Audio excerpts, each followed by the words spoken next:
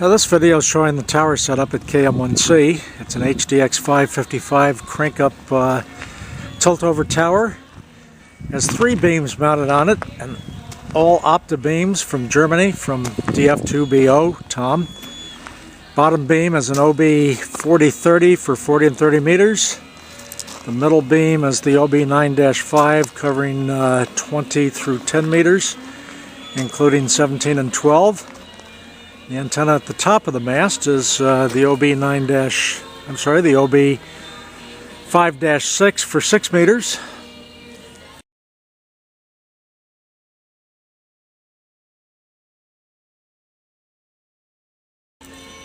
The 2 main antennas, the OB 4030, the OB 9-5, are mounted on tilt plates from NN4ZZ. And these tilt plates made it possible for me to do all the construction of the antennas at ground level. Any maintenance should be able to be done at ground level. And the tilt plates simply allow for the beams to remain in the horizontal position all the way to the ground. You'll notice that they're not quite horizontal. There is a built-in offset angle. But the beams are easily moved and tied to the horizontal if you need to do it during maintenance. That's the OB 9-5 that I just moved. Easily moved. Same thing with the OB 4030. It's a fairly big beam, and you'll notice that with just one hand I'm able to tilt it to the horizontal position, and it can be tied off here for maintenance purposes, so you're working at equal heights at both ends of the antenna. This is Liberty Bell. She's our favorite pit bull, and she does a fantastic job of keeping the QRM away. Hi, honey.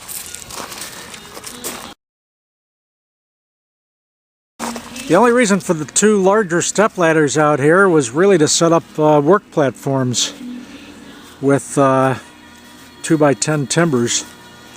The only real step ladder that had to be used is inside over here, and that's a tiny little very safe kitchen type ladder.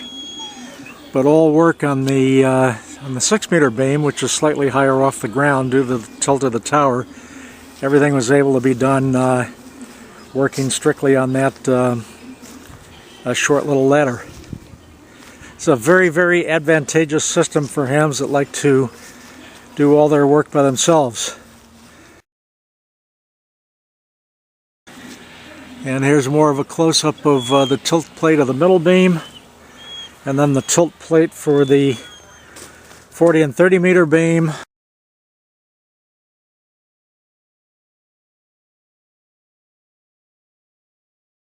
One more pre-raising video.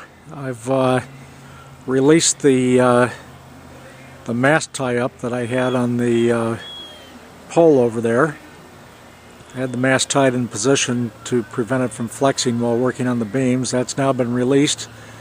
So you can see a fairly healthy bend in the mast due to the weight of the beams, but this is a 24-foot chromalloy steel mast. More than amply rated for the antennas that are on it. And that flex bend that you see will disappear after the tower goes vertical.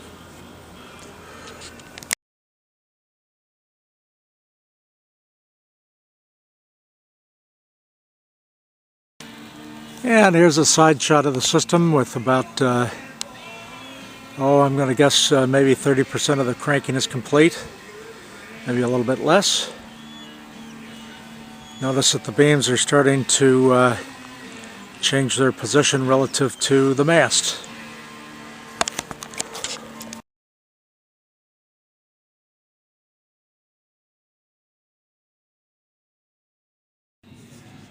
Another side shot of the progress. Probably approaching the 45-degree up mark at this point.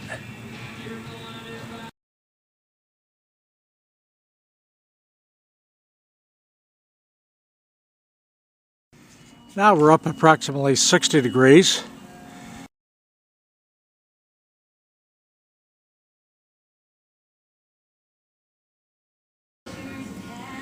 The actual cabling, I would say, was probably the toughest part of this job, working with the LMR 600.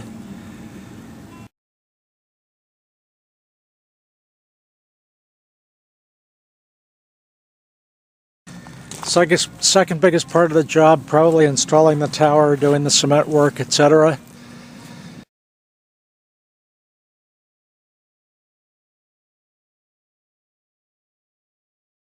Easiest part of the job, the entire antenna build, all done at ground level thanks to the NN4ZZ tilt plates.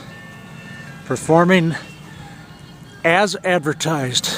Al has come up with a great invention here, and quite frankly, I'm at the stage where I would be strictly in the wire and vertical antenna business if it weren't for the tilt plates. I feel like I'm done with climbing towers. I spent years maintaining a couple of 100-footers, a couple of 70-footers at different locations. And I swore I was not going to do any more big beam work at 110 feet up off the ground on a mast.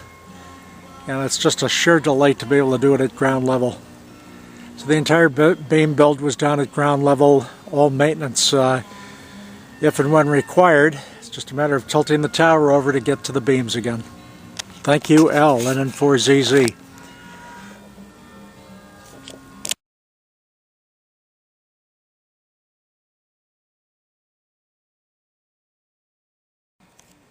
Now about 75% of the way there, and looking at the system on a different angle.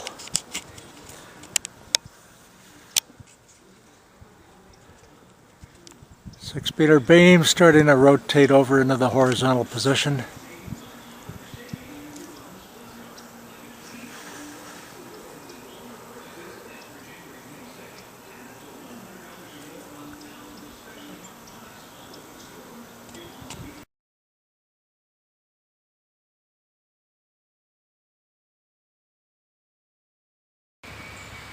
Showing the stack of opta beams, the two bottom beams, the larger ones for 40 and 30 meters and 20 through 10 meters, are mounted on the NN4ZZ tilt plates.